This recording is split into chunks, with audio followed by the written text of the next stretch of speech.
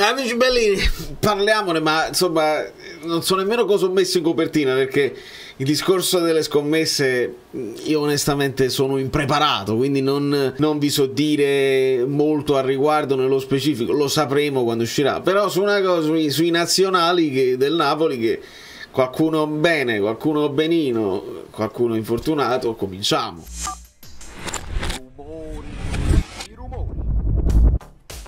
Eh sì, Parisi Franco, benvenuto sul canale, benvenuti a tutti i nuovi iscritti, io sono Valerio Fluido e non ci sto capendo più nulla.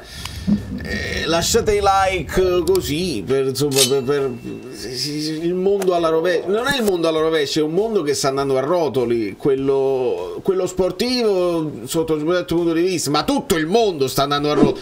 Noi adesso parliamo di calcio perché questo è un canale che è a tema, ma il mondo sta andando a rotoli completamente e purtroppo poi se ne parla su delle piattaforme sbagliate, sui vari social, senza mai approfondire, senza avere una conoscenza profonda, pertinente delle materie di cui tutti parlano, tutti si schierano e dicono la loro. Mi potete dire la vostra su Corona, sui vari nomi che sono usciti. Adesso gli altri nomi se li sta attrezzando, perché giustamente quelli che sono già usciti, la cronaca ci dice di un Fagioli che il Fagioli lo sapeva la Juventus e quindi poi dopo lui si è autodenunciato ed è tutto a posto. Però ci fanno sapere che insomma lo sapevano già, ecco perché poi non sono andati, non lo hanno portato nella tournée americana. Si rincorrono talmente tanto le notizie che è facile poi cascare nelle fake news. Ecco perché io non faccio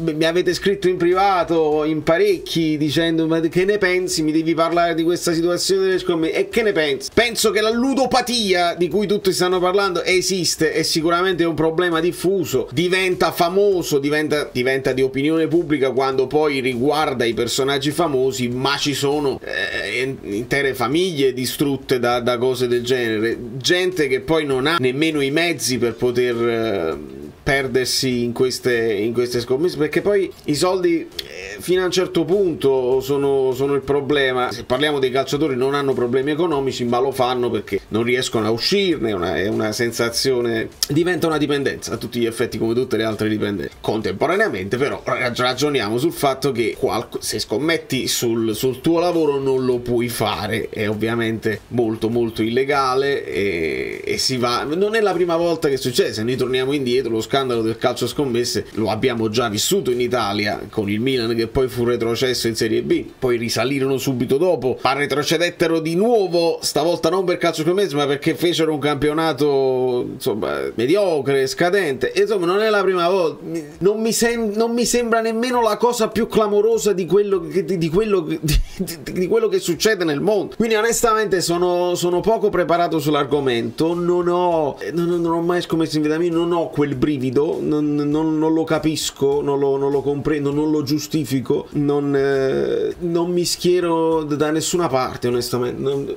Ho proprio poca voglia di dire però Corona ne sta approfittando, però quegli altri non lo devono fare, la pirateria uccide il calcio. Onestamente quello che mi interessa in questo momento con un Ambrabam tattico è farvi vedere che Osimhen si tocca dietro alla coscia e si accascia.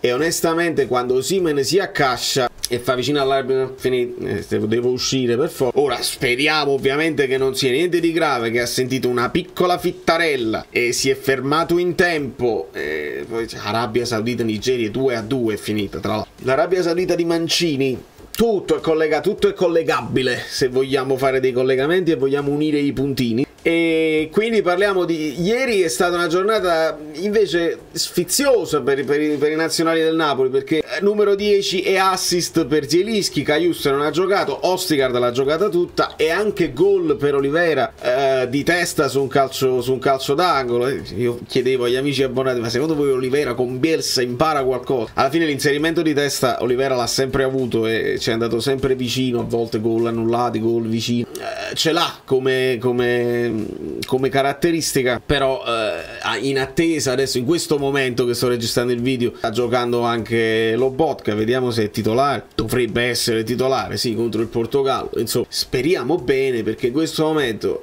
Zaniolo insieme a Tonali, via, accompagnati da Buffon. Questa è la cosa più divertente, che li deve accompagnare Buffon, è una cosa che se la vuoi scrivere non ti viene questa brillante idea. Insomma, via Tonali, via Zaniolo, convocato Politano, speriamo bene, perché poi ci sarà il super lavoro per i nostri. Per qualcuno a noi era importante, quelli che non giocavano era importante che mettessero minutaggio, vi ricordate? Buono che almeno Osterwolde gioca in nazionale, adesso no, adesso fateli riposare perché siamo corti. Parliamo di un recupero. Collini ha cominciato di nuovo a essere in gruppo, si riavvicina probabilmente anche il ritorno di Rachmani e di Juan Jesus. Perdiamo Osimhen. La riflessione che mi è venuta subito in mente è che, sperando che sia niente di grave, speriamo una settimana e recupera, così non lo vorrei forzare, perché somiglia tanto, ci affacciamo di nuovo alla Champions League contro un Union Berlino, tra l'altro sappiatelo che sta in crisi nera,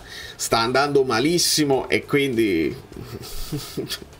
non ci sono giustificazioni eventualmente, e quindi senza chissà, perché ne avrà almeno per 3 settimane la lesione di Angrissam, senza Kim perché non ce l'abbiamo più, è stato venduto, e con Osimhen che se vai a forzarlo è come andare senza Osimhen pure. Ricorda qualcosa? Partite di Champions League senza questi 3 giocatori che poi erano fondamentali per il gioco proprio del Napoli, al di là del fatto che chissà deve farlo la partita, altrimenti è come non averlo. Sono momenti veramente delicatissimi, molti stanno augurando, l'ho letto in giro su Twitter, amboscamo tutto cosa, fermiamo la Serie A che non mi sembra il caso. 50 nomi, voi vi renderete conto. Corona ha fatto sapere anche sulla radio, su Radio Kiss Kiss, non ci sono giocatori del Napoli. Qualcuno dice ma potrebbero esserci dei dirigenti, perché Corona parla pure di presidenti, di altre figure del calcio, si dice Iervolino. I nomi li avete letti tutti, quelli che poi sono usciti alla spicciolata. Zaleschi l'ultimo confermato, si è parlato di Lazzari, si è parlato di Mancini sempre della Roma, Zaccagni, Rovella, Pellegrini. Vi faccio la lista della spesa e se non sono confermati è proprio inutile, quindi sono tutte indiscrezioni per ora, le fake news si rincorrono, è inutile fare la corsa a questo, però dobbiamo capire se sono effettivamente delle offese, no? Sono delle offese, dei problemi che entrano poi nel regolamento del gioco calcio. Ci possono essere multe, ci possono essere squalifiche, se tu sai e non denunci ci possono essere delle ripercussioni.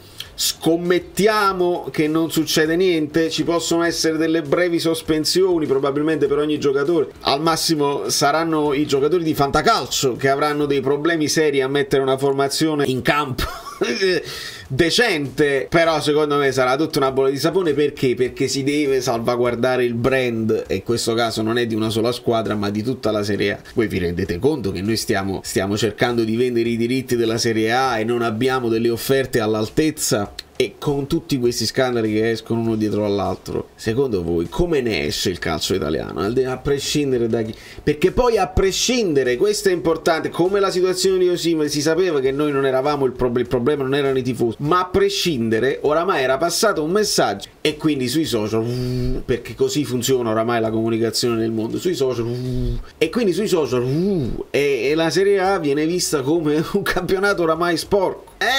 Non ci puoi fare niente, puoi lavorarci per anni e anni per cercare di arrabattare vecchie glorie, cercare di rendere la Serie A più interessante e più appetibile per i diritti TV, ma quando poi escono questi bubboni e si parla di scandali uno dietro l'altro, nomi anche importanti, nomi anche importantissimi, se si legge insomma di un attaccante internazionale bello grosso che avrebbe anche scommesso sul calcio e che poi coinvolge anche una squadra che giocava le coppe, ognuno può tirare le sue somme, non ne esce bene il campionato italiano, e veramente è avvilente, ecco. è semplicemente avvilente, ne esce una dietro l'altro, quello che prende a pugni, non so come state due che si sono presi a pugni, l'allenatore e un dirigente. Dove vogliamo arrivare? Dove vogliamo arrivare? Siamo in pausa perché se ci fosse almeno il calcio giocato parleremo di open VAR e di chiamate assurde, ma almeno si parla di giocate sul campo di gioco. In questo momento possiamo parlare di infortuni, possiamo parlare di qualche giocata nelle nazionali. Kvara ha segnato l'8-0 contro la Thailandia, però entra e segna, questo ci fa piacere. Per il resto aspettiamo, perché Garcia è ampiamente confermato, ma a tempo, lo sappiamo, e volesse proprio sapere se poi le cose vanno male chi prende in mano questa patata bollente, chi accetta e chi ha in mente De Laurentiis, che nel frattempo non ha smentito proprio niente su quello che riguardava Conte, le offerte eccetera eccetera. Ma mi fa ridere se mi fanno sapere dal mattino che De Laurentiis avrebbe offerto 45 milioni complessivi per ma non ci facci da ridere, da New York, Valerio Fluido e tutto. Il video è breve perché veramente non ci sta niente da riciclare. Andiamoci a vedere Lobotka, che è più interessante.